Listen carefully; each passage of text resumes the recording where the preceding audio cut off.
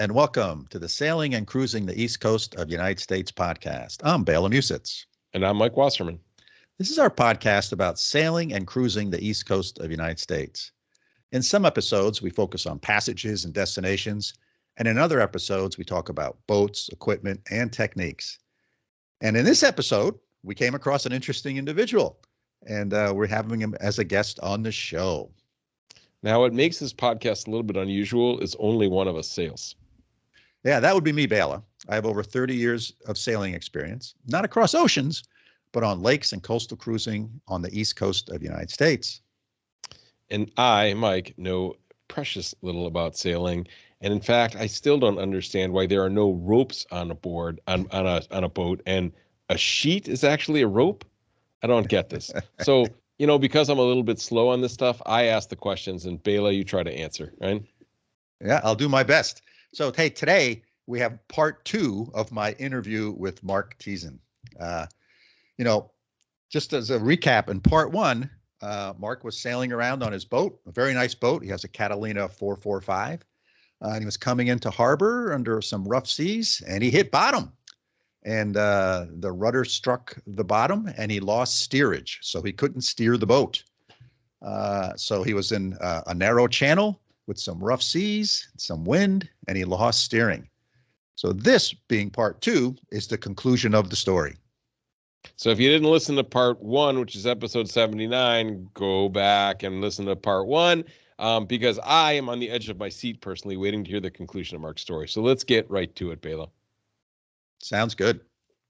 Luckily, we went in stern first. So we're kind of kittywampus on the beach, stern first, still upright.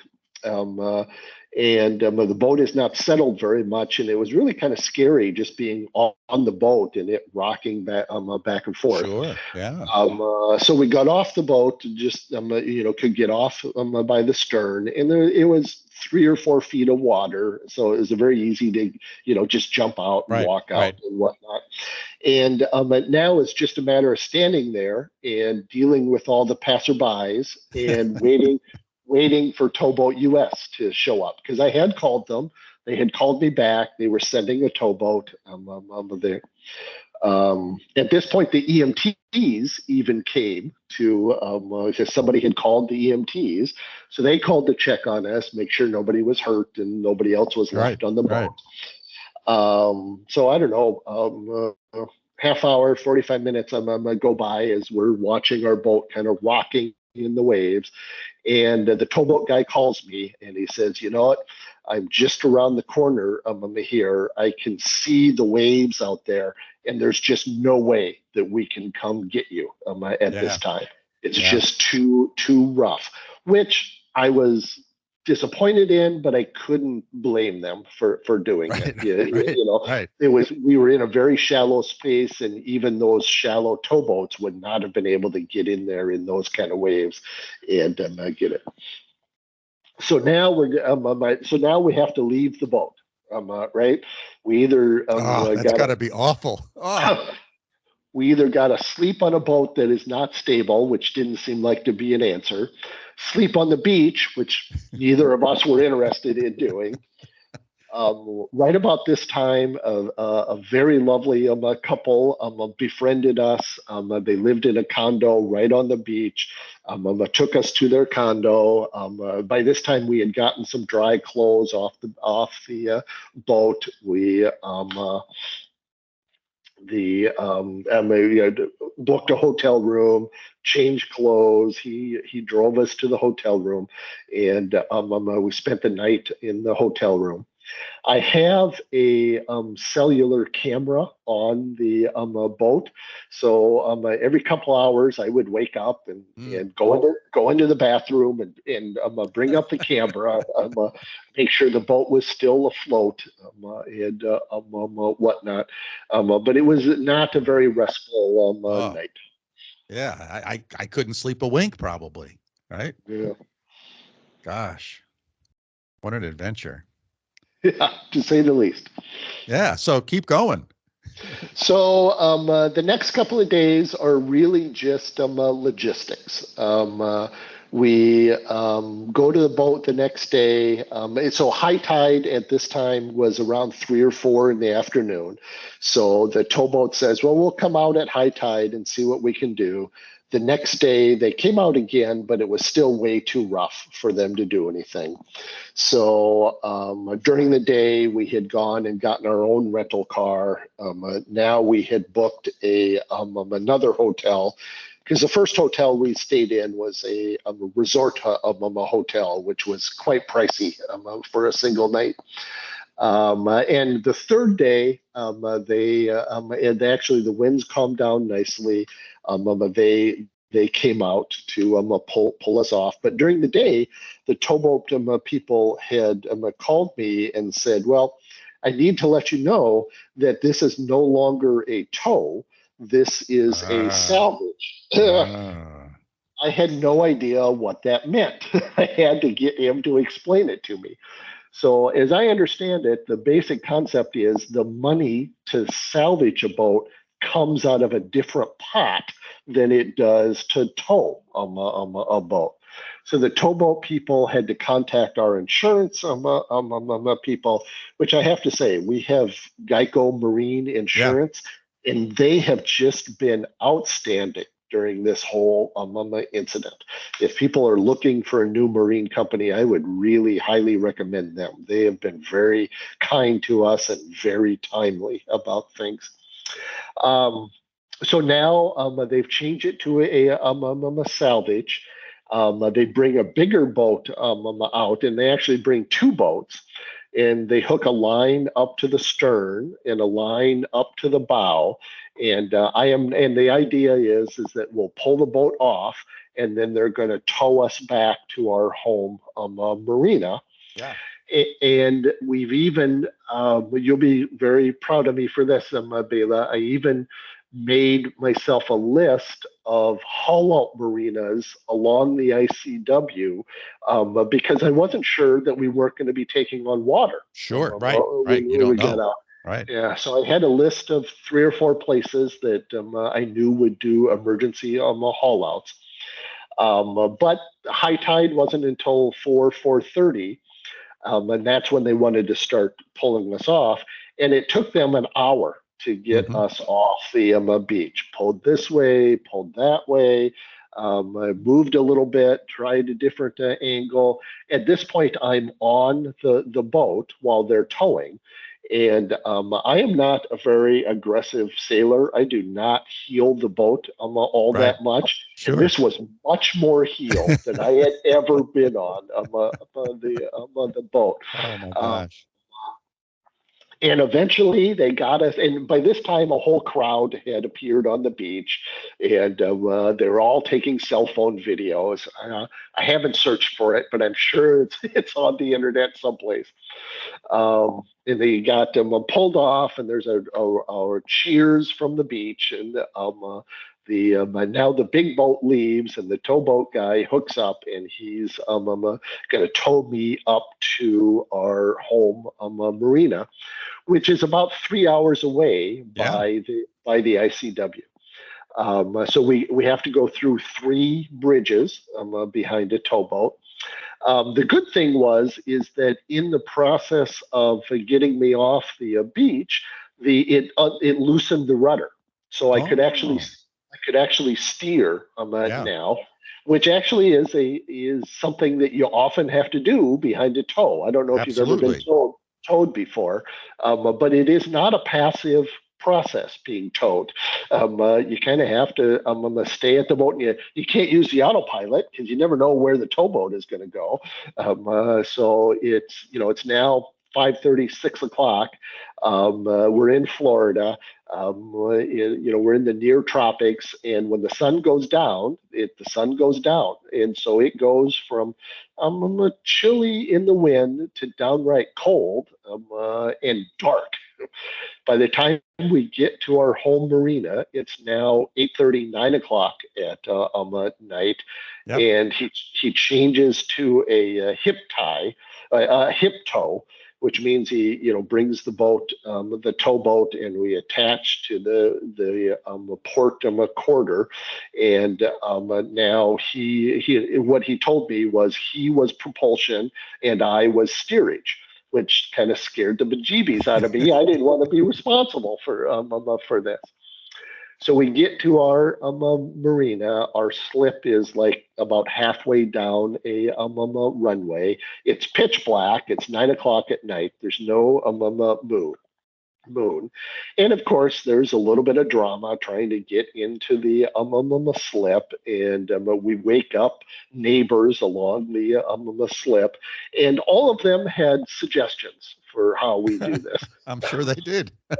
and some of them, their suggestions were quite loud, to be honest. And always with good intentions. Always with good intentions. Yeah. At this point, Alan, has now met us at the dock, and he's on the dock trying to catch a line for me. He eventually had to say to the people, "Shut up and just let us dock the boat." So we eventually get the boat in the slip. We get all tied up. It's about 10 o'clock at night. We turn everything off on the boat, all the electrical systems off, and we go back to our hotel because we're going to stay at our hotel that night. And then the next day we moved back on the boat. And the next couple of days were just checking out systems on the boat. What worked, what didn't work, what were we taking on water. The second day we're back on the boat, we noticed that there was a crack in the bilge, and there was just a very small leak there. So that we knew we had structural damage.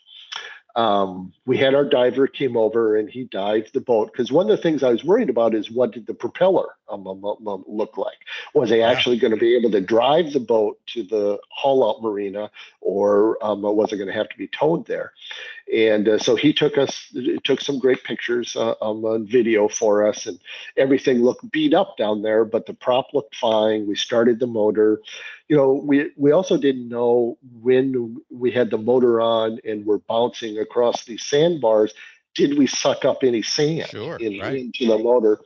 So, we opened up took the hose off and opened up the engine seacock. That all looked fine. And then we went to the impeller and we took the impeller casing off, and just to make sure there wasn't any sand in there. Everything looked fine. We took the opportunity to change the impeller because we hadn't done that for a while.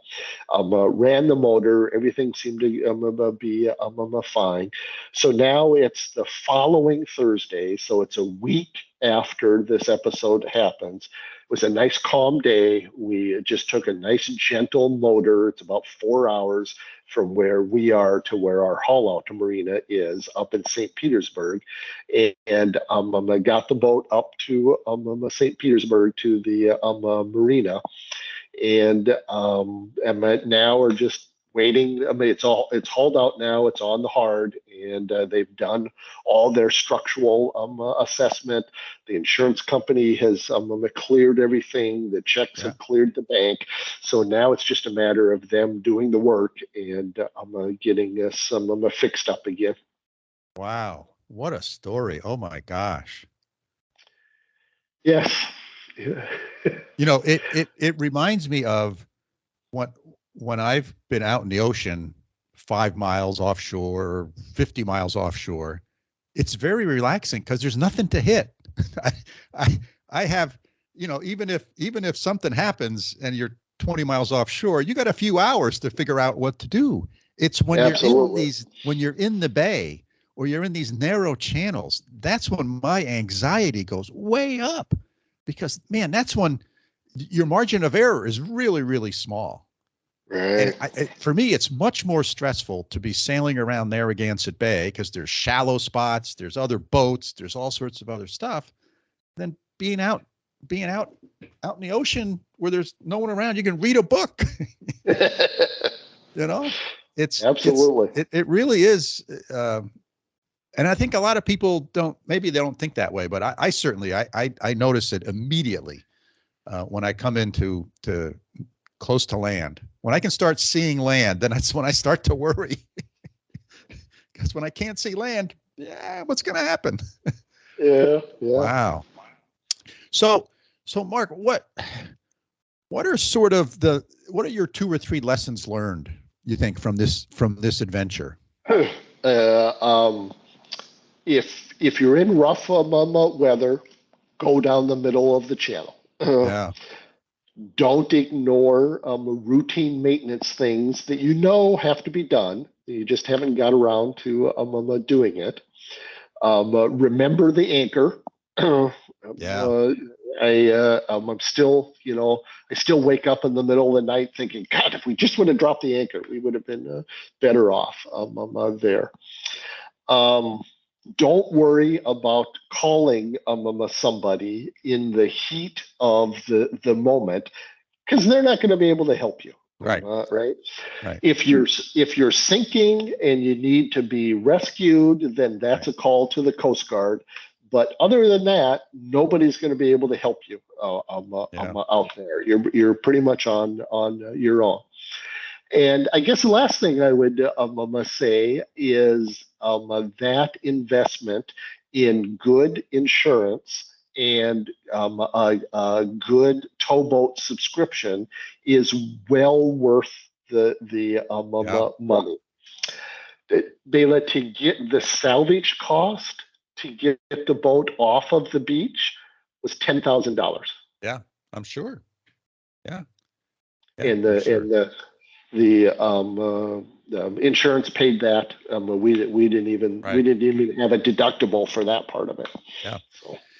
As you were saying that, it got me thinking about all of the electronics we have on board now. With our GPS, our electronic charts, all the weather apps we have, and I think that mentally what happens is we assume that they're much more precise than they really are, right? With the old paper charts, if it said it was 20 feet deep, yeah, well, maybe it's 20, but there might be other things here. But when you get the electronic charts, for some reason, at least for me, I say, oh yeah, these are perfect.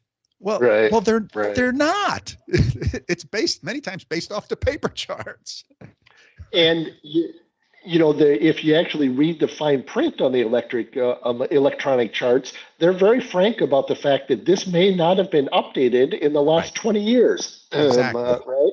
But you're right. You get into that mindset where if it shows up as a digital display, this has to be exactly what it is. Must be right. And I've experienced that with on other people's boats when the various different weather apps, Windy or Predict Wind or whatever, make some prediction for the wind tomorrow. And if that's not what happens, and the person goes, well, but my phone says it's going to be this. It's a prediction. It's not actual. It's based on measurements, but it's a prediction into the future. And I think it's a good thing to think about when we're doing these things, that all of these great tools that we have made it much easier to navigate, have made it much safer for us to go out. But at the same time, you still can't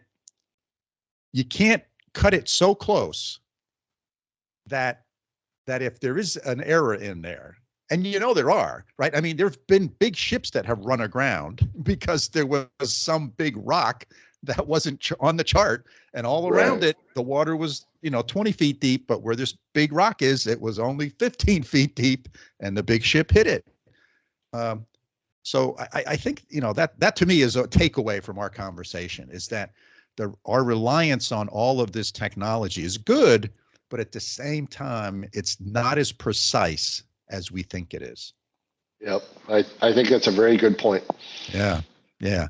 So, hey, I wanted to ask you a few more questions sort of about that part of Florida and sailing around there, right? Absolutely. And so if I remember correctly, when I was down in Tampa there, and by the way, I got towed in Tampa as well. Oh, really? Yes. On a charter. So we chartered a boat, and we went out into the Gulf, and we sailed around, and the wind died. The engine wouldn't start. Oh, it just goodness. Click. There was, nothing. And I called the charter company. They sent out towboat, and they towed us back in.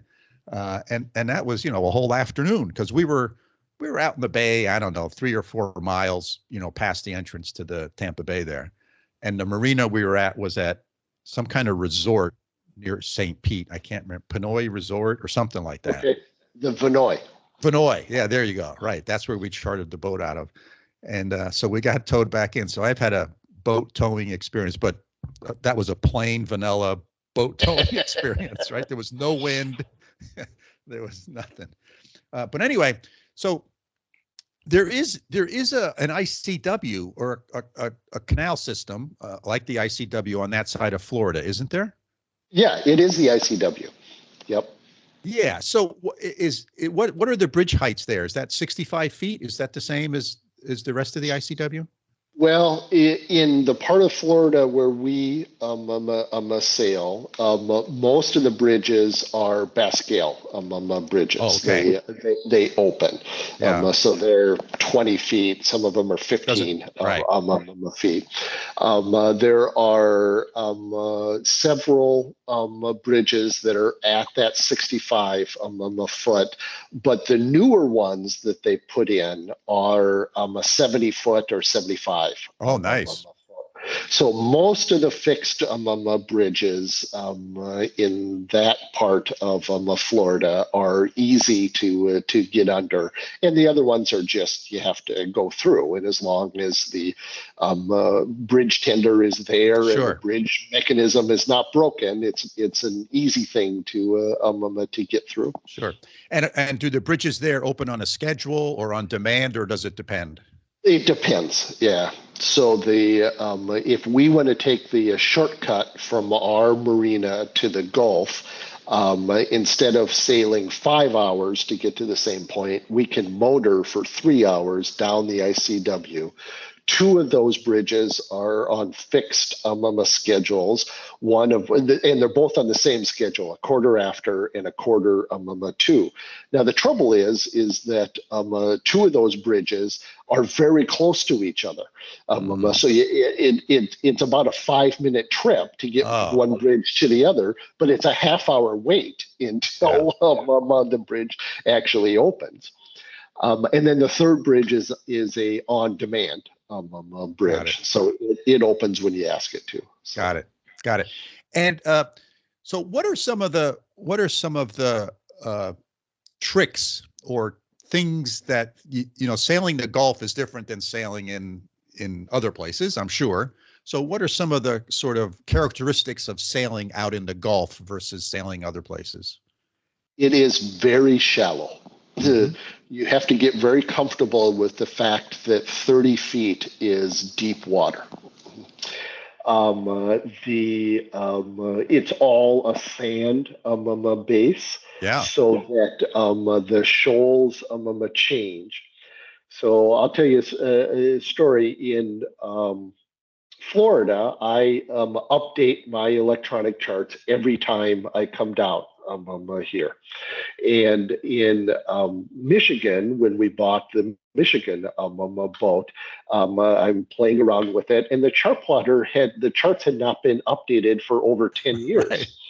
Right. So I went to West, and I kind of said a lot of unkind things about the previous owner in my head, and I went to West Marine to buy a new update for the charts because the chart plotter was so old I couldn't electronically update it. I needed to buy a new chip. And so the West Marine guy is asking me, why am I doing this? And I've kind of embarrassingly telling him that I just bought this new boat. The charts are 10 years old. He goes, they're 10 years old? He says, you're fine. It's all rock in that part of the country. Nothing changes there. In Florida, there are certain passes that sometimes we can go through and sometimes we can't. And we often have to, if we want to go through that pass, we have to check in with somebody local, or oftentimes we'll call Towboat US and in that area and ask them, and they'll tell us, no, that's shoaled over. I wouldn't suggest that you do that, and whatnot.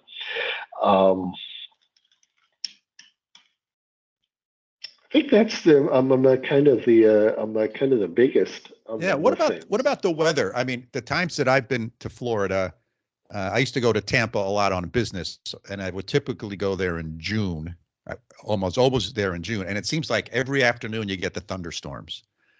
Is that?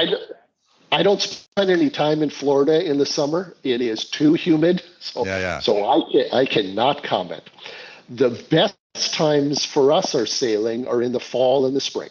Okay. September, October, November are great. March, April are good. May, it starts to get a little bit warm. We do a lot of sailing in December and January, but it can be cold. It can be 30 to 40 degree air temperature, and then when you're out on the water in the wind, it's actually much colder.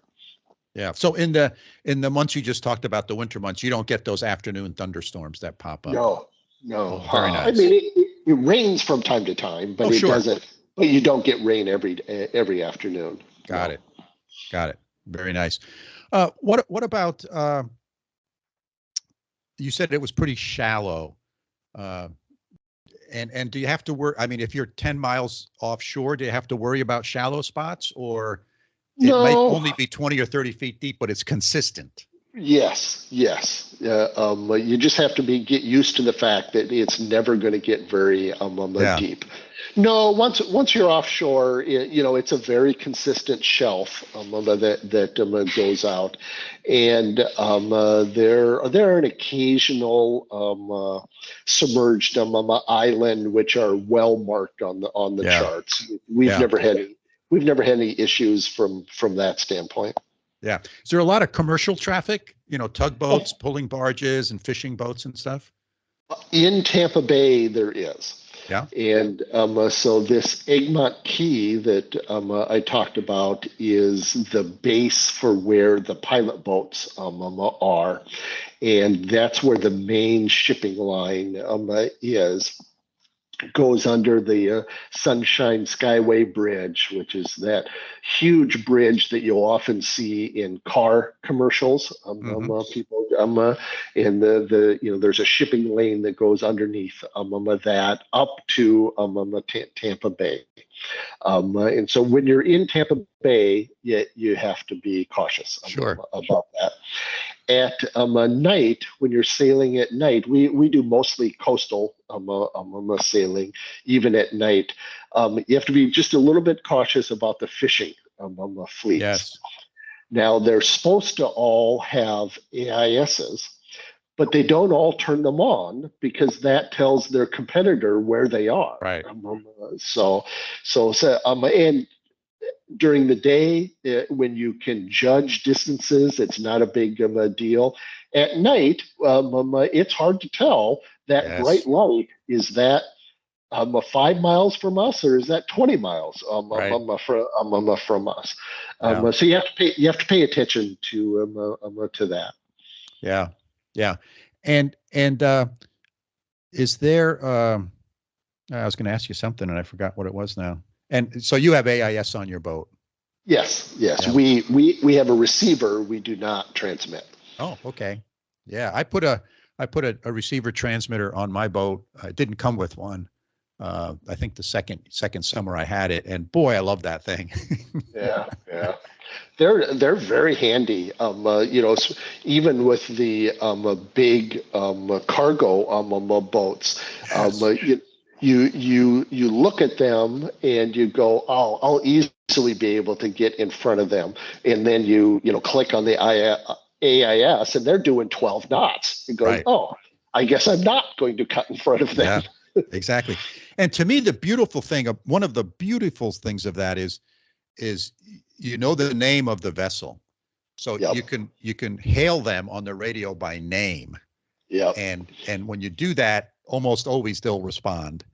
And then you can sort of have a conversation of, hey, don't worry, I see you, I'm going to alter my course, or, I have limited motion, I can't alter my course, so you can have that conversation. And I have my experience, and on Narragansett Bay, there's a lot of commercial shipping, There's a high-speed ferry that goes like, 20, 25 knots that you got to worry about. And they're always very gracious and very, they want to help. So I've found that to be one of the great benefits. So I can call them by name. Absolutely. Yeah. Yeah. The other interesting thing, since we're speaking about AIS, last summer I started doing a fair amount, maybe a dozen times. I went out solo.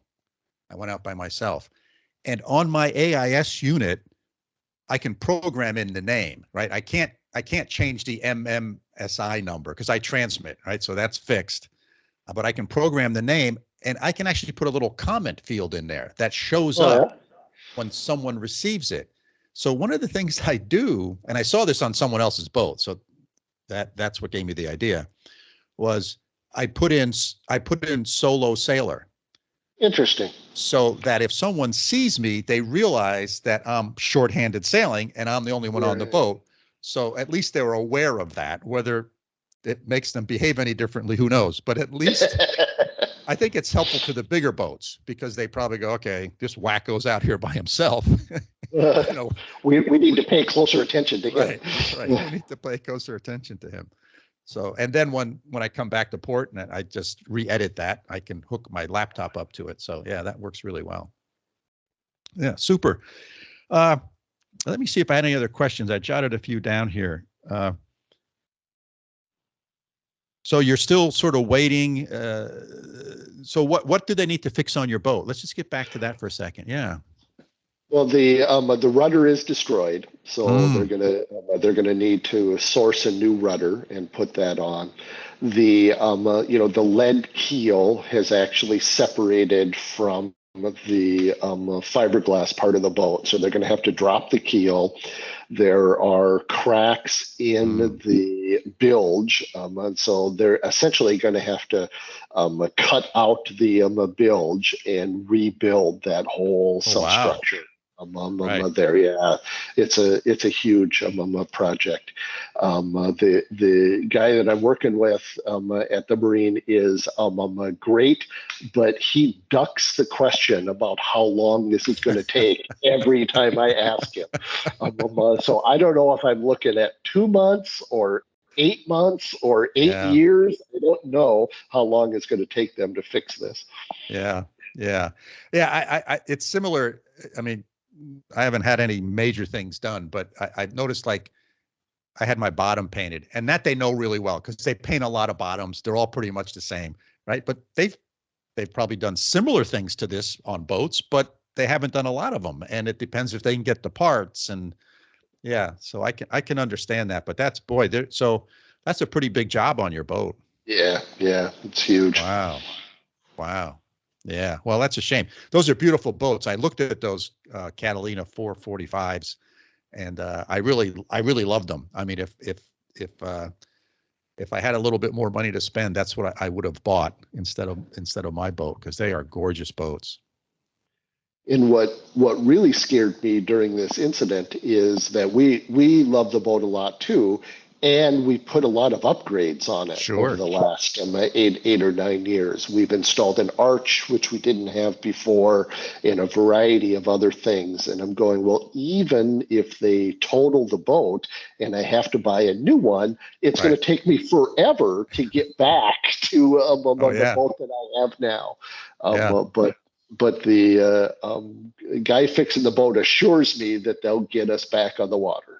The people who fix boats, they do some remarkable things. I've been really impressed. I've seen a couple of boats come into our marina, which has a great shop, big, huge travel lift. So some commercial boats come in there, and some of those are like, I look at it and I go, oh my God, you can't fix that thing.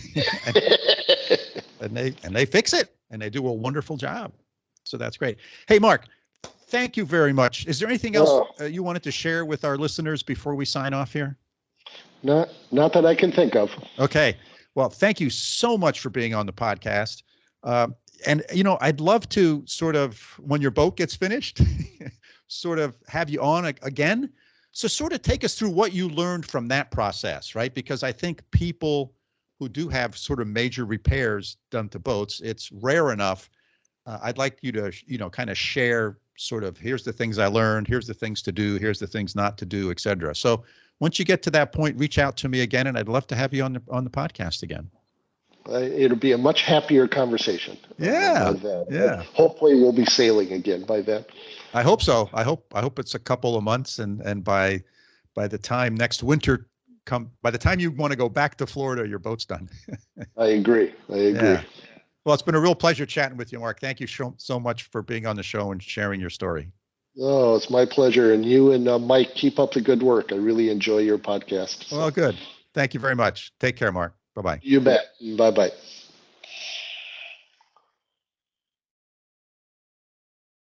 Bela, what a conclusion. I'm glad it all worked out for Mark, but boy, there's some real good lessons here. What are the big takeaways from your perspective? Yeah, boy, there's a lot of good stuff in here.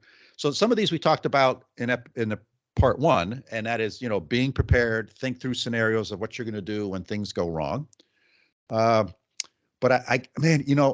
every once in a while, I belong to several Facebook groups, and you'll see pictures of boats on a beach, and so this is not a rare occurrence.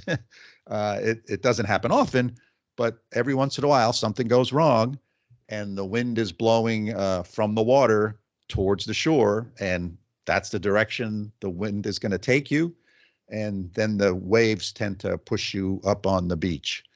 So gosh, what a helpless feeling that must be, where you're just drifting, you can't do anything, you're on the boat, you know what's going to happen, and it sort of happens in slow motion because it's not all going very fast. And I hope I never have to experience that. And Mark dealt with it fairly well, I think. Nobody was hurt. That's really important. And the other interesting thing I thought was the amount of help that he received once the boat was on the beach. Right? I mean, that was remarkable.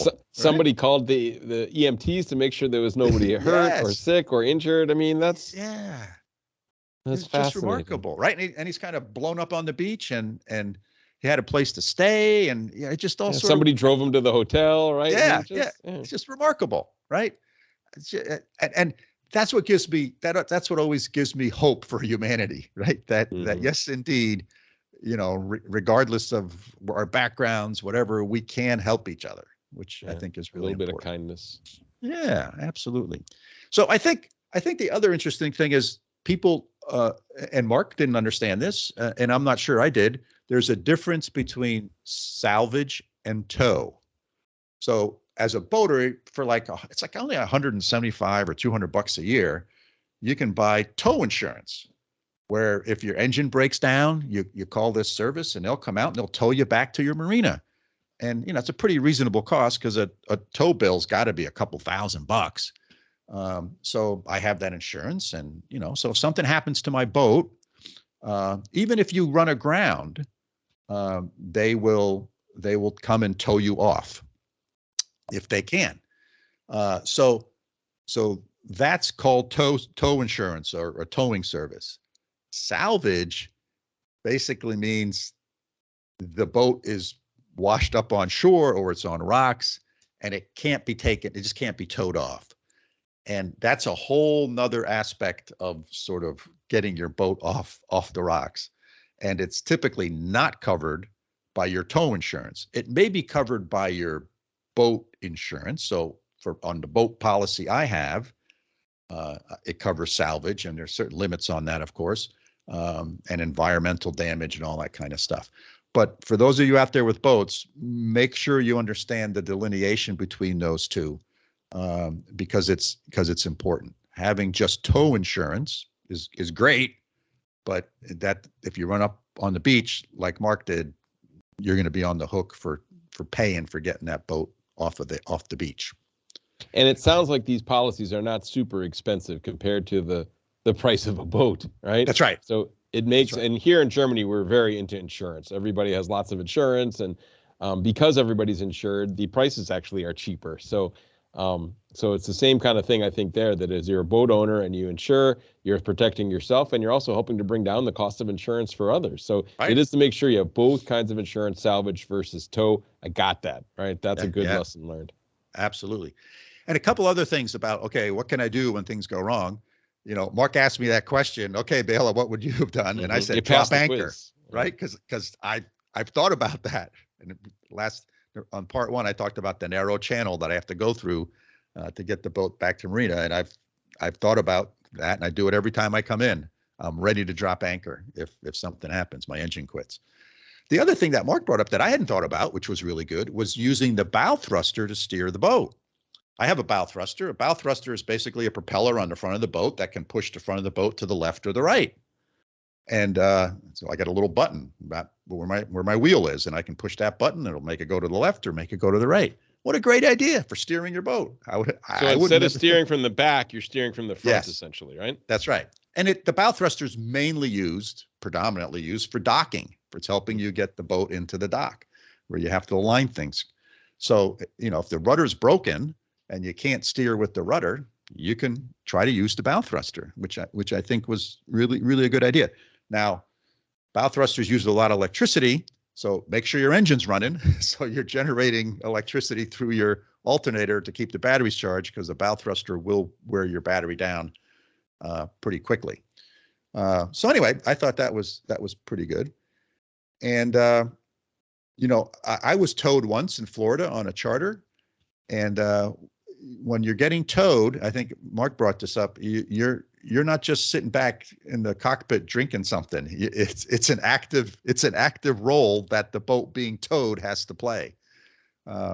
So you got to be ready for that as well. It's a lot different than getting your car towed. Yes, right. You're not sitting in the tow truck next to the tow truck driver like you are when you're getting your car towed. You're an active participant in the towing process on a boat. And as I talked to Mark, I'd love to get him back on the show.